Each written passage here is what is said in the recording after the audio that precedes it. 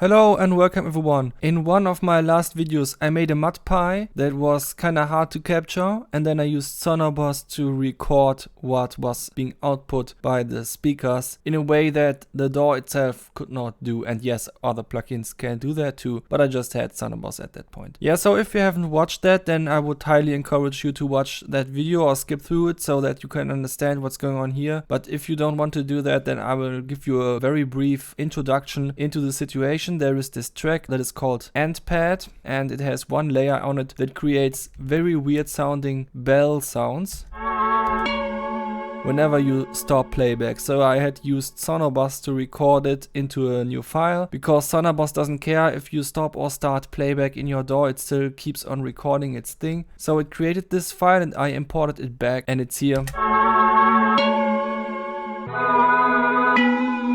And now, since this is kind of a Mudpie technique, Mudpies are defined as when you're using kind of random processors to create unexpected sounds that you can then bounce out to further use them in your sound design attempts. Usually with Mudpies, you can use that recursively. And the question came up if you can also use this recursively in this case or not. And I'm going to find out in this video by just taking this sample and putting it over the entire loop, and then I have to find a way to just bring it up here into this track. Oh yeah, first of all, I want to show you something different. I cannot just put it here and then suddenly it works, because apparently you need the MIDI input for that to work. So we go actually here where the MIDI files also are and line up with the time of the MIDI, and then we have to put an audio receiver after the synthesizer so that we can override what the track is doing with a bounced endpad. We mute the other track and now we can actually listen to what it sounds.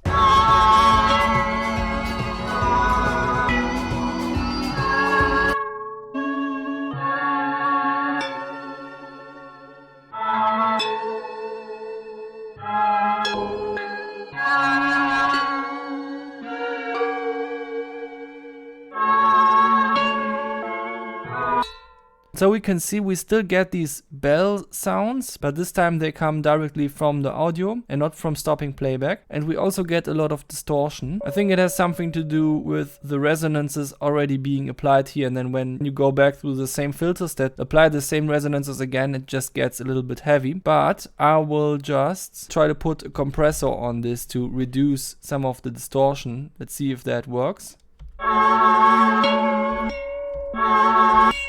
Okay, this is not the best compressor for reducing distortion, so instead let's try Pro C.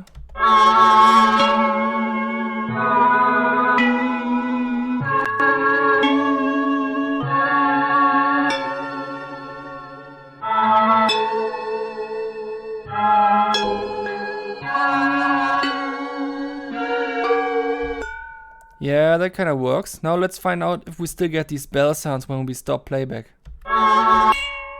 Yeah, and they sound different, indeed.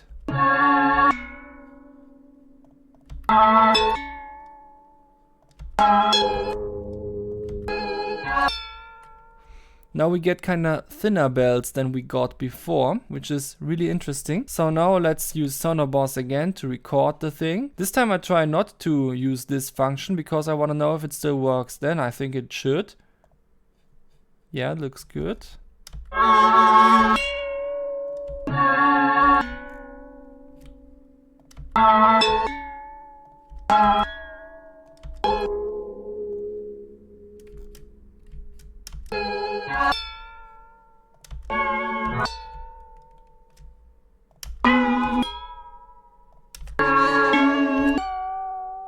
Nice. So now we got a new Mudpie with weird bell sounds that we can also drag into the project. So now that we know that the recursive technique actually works with this Mudpie, we could just try it again. Okay, we get an even harsher and more distorted sound.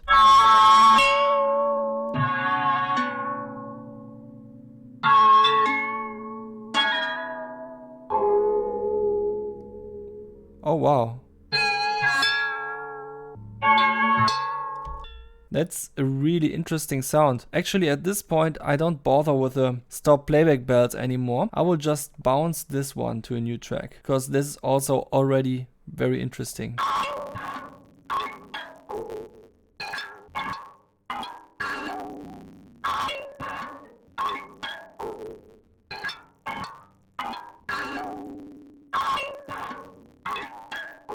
Now obviously that is the lazy technique of bouncing now, but lazy in quotation marks because it is just the usual and also already very sophisticated technique. And with sophisticated I mean that not every producer who makes a bit of beats makes sound design like that, but it's something that you should do every once in a while because it's super beneficial to get a unique sound.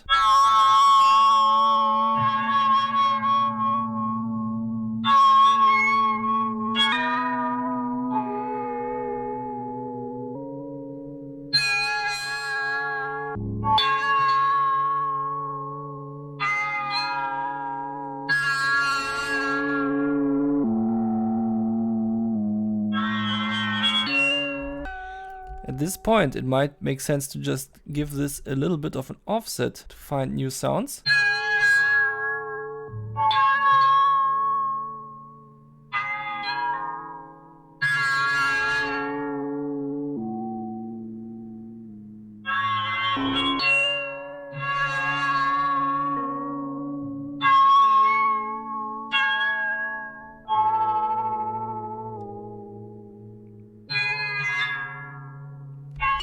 Yeah, that's pretty cool too. I take that.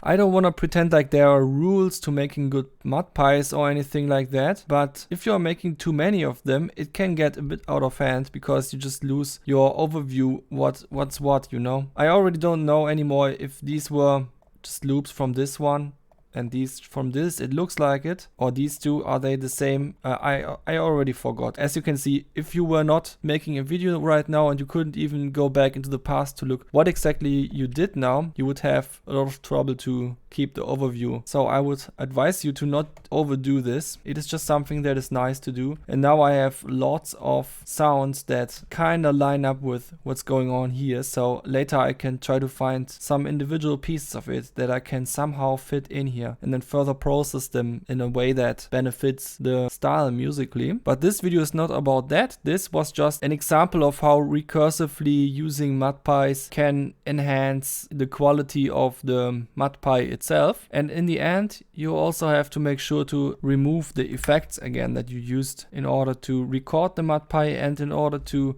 make the Mudpie sound nice and recursive so that you can use it in this way again, and then everything is cool.